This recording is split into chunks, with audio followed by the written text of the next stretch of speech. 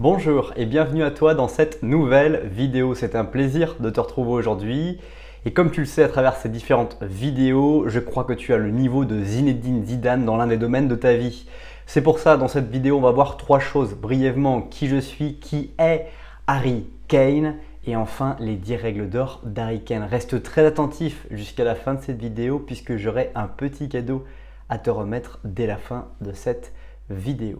Alors qui je suis? Je m'appelle Ogier Dolé, j'investis du temps à produire des écrits, des audios, des vidéos pour impacter des millions de personnes à trouver la confiance en eux dans leurs projets personnels et professionnels. Je t'invite dès maintenant à t'abonner à la newsletter pour ne pas rater les prochaines vidéos et redécouvrir les contenus les plus populaires. Alors, qui est Harry Kane? Harry Kane est né le 28 juillet 1993 à Walthamstow.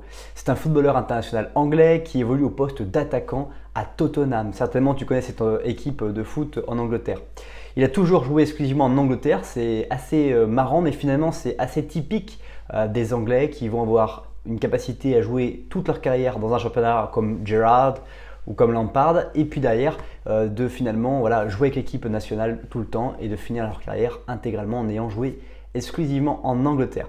Il a notamment dans les signes de distinction qu'il a pu avoir au travers de sa carrière, deuxième meilleur buteur en 2018 avec 30 buts, membre de l'équipe type en 2018, mais ce n'est pas que cela, il est aussi 10e au Ballon d'Or 2017 et il est très régulièrement depuis de nombreuses saisons membre de l'équipe type de Première Ligue et meilleur buteur ou second meilleur buteur. Donc un joueur qui est finalement un très bon rendement et dont on ne parle pas spécialement énormément, mis à part quand on y a des événements comme l'Euro ou la Coupe du Monde où là on peut le mettre en lumière parce qu'il y a moins de joueurs, plus d'exploits qui sont visualisés à travers tous les écrans du monde. On va maintenant passer aux 10 règles d'or d'Harry Kane, mais juste avant cela, je t'invite à apprécier la vidéo ou à la partager dès maintenant afin de permettre à l'autre personne de découvrir à leur tour cette vidéo. La première règle d'or de Harry Kane, c'est de prendre du plaisir. Harry Kane explique à travers les différentes interviews que j'ai pu voir de lui que ce qu'il aime en Angleterre, c'est ce jeu rapide. Ce qu'il aime dans le fait de prendre du plaisir, c'est de jouer pour gagner, pour marquer et non pas pour défendre, comme parfois certaines équipes ne prennent pas assez confiance en eux et les collectifs qui émergent n'est pas un collectif assez confiant pour justement se permettre d'attaquer ou de croire en ses capacités d'attaque, fait que ils vont jouer trop à la défensive. Lui au contraire, ce qu'il aime dans l'Angleterre, c'est qu'il y a toujours cette volonté d'aller vers l'avant, cette volonté d'aller marquer. Qu'importe le nombre de brutes qu'on prend, l'objectif est d'en marquer un de plus que ceux qu'on prend. Et c'est ça qui fait le plaisir aussi du football anglais, cette vitesse, ces contre-attaques, cette volonté d'aller chacun des deux côtés en attaque et d'aller assez rapidement vers le but. Donc prendre du plaisir, c'est aussi quelque chose qu'on peut analyser dans notre propre vie personnelle comme un élément fondamental de notre réussite. Puisque prendre du plaisir, c'est ce qui va nous permettre de répéter encore et encore facilement des actions, de aussi avoir envie de s'investir encore et encore, et ça nous amène à beaucoup prendre de plaisir. Deuxième règle d'or, c'est d'aimer les autres. Aimer les autres pour Harry Kane est quelque chose qui est vraiment l'un des piliers de son fonctionnement puisqu'il adore en fait être en communauté. Il adore s'entraîner avec ses coéquipiers, il adore savoir qu'il va les retrouver le matin dans l'entraînement, dans les vestiaires.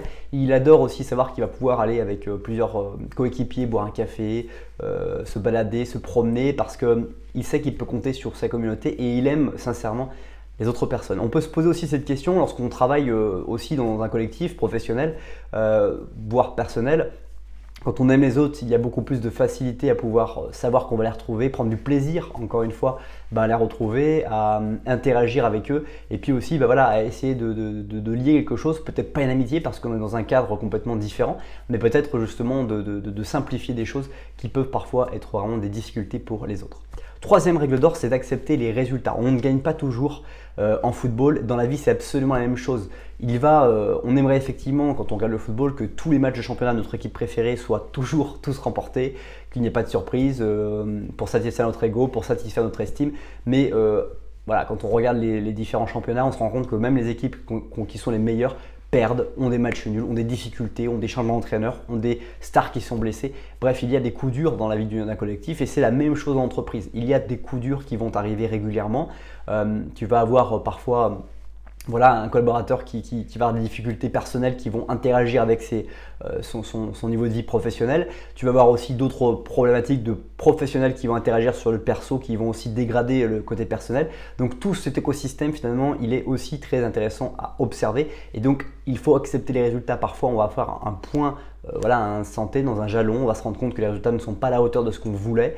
Et ce qui est intéressant, c'est pas de se dire qu'est-ce qu'on aurait dû faire dans le passé pour avoir les bons résultats au moment où on est en train de faire le bilan. Mais la question, c'est de se dire comment on va atteindre les résultats qu'on s'était quand même fixés au début avec le niveau de retard que nous avons accumulé. Qu'est-ce qu'on va construire avec le collectif et comment on va impliquer ce collectif-là pour gagner le match, parce que c'est finalement une histoire de match et c'est ça aussi le fait de travailler, c'est de prendre du plaisir, de jouer et de trouver des alternatives crédibles. Cinquième règle d'or, c'est de vivre à 100%. 100%, c'est pour Harry Kane quelque chose de vraiment fondamental, de se donner à fond, de vivre plein et de mourir vide. C'est un peu souvent une phrase qui revient aux États-Unis, de justement vouloir agir, parfois être complètement fatigué, se laisser parfois ressourcer parce qu'il est nécessaire de se ressourcer, c'est partie de nos rythmes que nous devons trouver. Et puis derrière, voilà, de tout donner, d'être toujours à 100%, de toujours se donner les moyens de pouvoir être à 100% pour apporter encore et encore la valeur de ce que nous pouvons apporter au sujet que nous traitons. Cinquième règle d'or, s'améliorer. S'améliorer est un point qui est intéressant, qui rejoint celui qu'on a vu en troisième point sur accepter les résultats. S'améliorer, c'est finalement s'autoriser, faire un micro-bilan de là où on en est aujourd'hui, voilà, sur sa sphère personnelle, sur sa sphère familiale. On va pouvoir regarder dans la sphère personnelle différents thèmes, sa relation homme-femme, son célibat, les fréquentations que l'on peut avoir, la famille que l'on a autour de nous, les moments qu'on accorde à tout ça, les passions qu'on peut avoir, les sources de développement qu'on a, la lecture qu'on va faire, les films qu'on regarde. Voilà, toutes ces petites choses. Professionnellement aussi, là où on en est par rapport aux ses perspectives de carrière, là où on a envie d'aller, etc. Et une fois qu'on a fait ce petit bilan, on va chercher à s'améliorer. Qu'est-ce que je peux améliorer dans ma vie? Qu'est-ce qui ne me convient pas aujourd'hui? Et qu'est-ce que je vais améliorer? Et là, une fois qu'on a résolu cette question, il ne faut pas juste laisser la réponse sur un papier et espérer que cette réponse sur papier fasse le reste. Il faut en fait définir des routines à mettre en place dans sa vie dès maintenant pour justement venir améliorer. Parce que si je mets juste des choses sur un papier et que j'entreprends absolument rien, que je n'y pense plus, je ne vais absolument pas changer les choses. Il faut absolument que je mette en place une nouvelle routine, une nouvelle forme d'action pour améliorer le quotidien que j'ai noté qui ne me convenait pas à l'instant T. Sixième règle d'or, c'est de gratifier l'investissement des autres. Il y a des personnes qui vont être autour de vous, qui vont dans une équipe de football, qui vont faire un effort colossal pour vous faire la passe, pour que vous puissiez marquer. Qui vont faire un effort colossal pour courir sans le ballon, pour attirer des défenseurs, pour attirer des joueurs dans d'autres espaces et vous permettre, vous, d'être libre et d'avancer seul avec le ballon pour optimiser vos chances de marquer. Et tout ça, finalement, si on ne le considère pas, eh bien, les gens ne vont pas forcément continuer à marteler leurs efforts parce qu'ils vont se dire que cet effort-là n'est pas reconnu. Ils vont peut-être même se poser la question de se dire est-ce que cet effort est-il utile au groupe? Et s'ils se posent cette question, ils vont devenir paralysés, ils ne vont plus finalement vouloir continuer, ils vont se remettre en question. Alors que si on continue et qu'on reconnaît et qu'on gratifie cet investissement qu'ils font, ils vont continuer, ils vont même s'améliorer dans cette façon de jouer sans ballon, etc. Et c'est la même chose qu'on peut retrouver dans les organisations, dans la vie personnelle.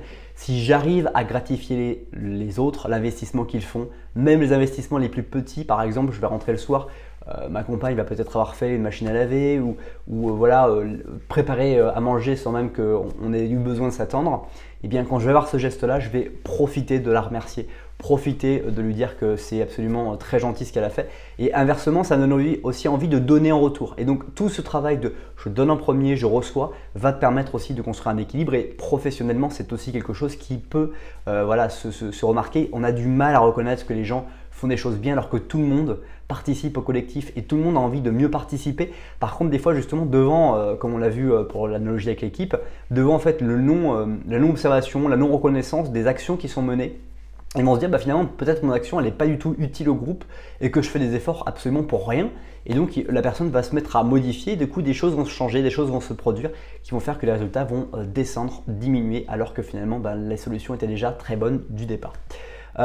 Septième règle d'or, apporter de la valeur au collectif. Donc ça c'est encore une fois, je pense aussi étroitement lié avec le fait de gratifier l'investissement des autres. C'est apporter de la valeur au collectif, ça signifie qu'est-ce que je peux apporter, quelles sont les compétences que j'ai, quelles sont les choses que je sais très bien faire et comment je peux le mettre au service du groupe, comment je peux sans pour autant prendre des points hiérarchiques qui ne sont pas les miens, comment je peux justement apporter une petite patte, comment je peux apporter une vision, comment je peux apporter des choses qui vont permettre aux autres de mieux vivre leur vie, d'améliorer leurs conditions de travail et de rendre leur vie plus simple, plus facile, parce que c'est un peu tout ce que l'on veut, c'est pouvoir aussi avoir de nouvelles capacités, de nouvelles facilités pour pouvoir agir au quotidien.